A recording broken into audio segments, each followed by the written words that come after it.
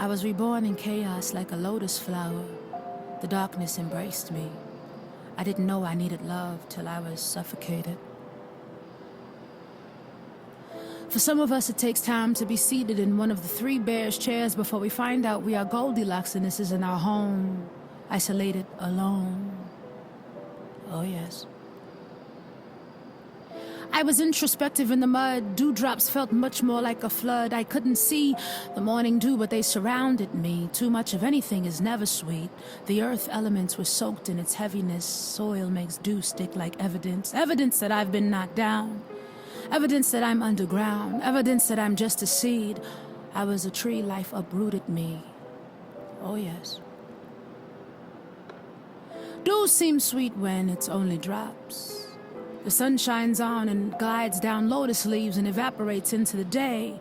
My dewdrops felt more like rain.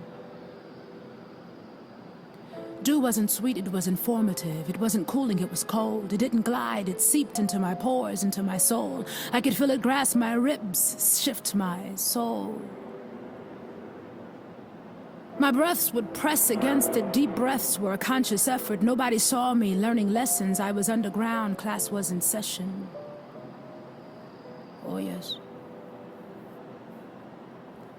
The leaves of my lotus flower, pink covered in mud, they formed.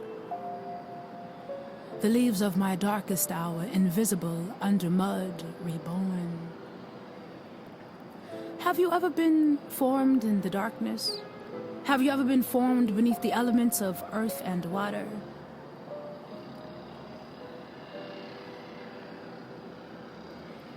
I hope you know that you are surrounded in dewdrops. They will be sweet soon.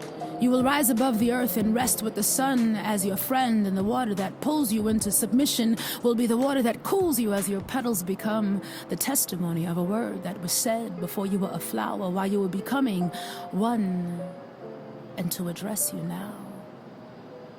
To be a lotus flower today is to have always been becoming one.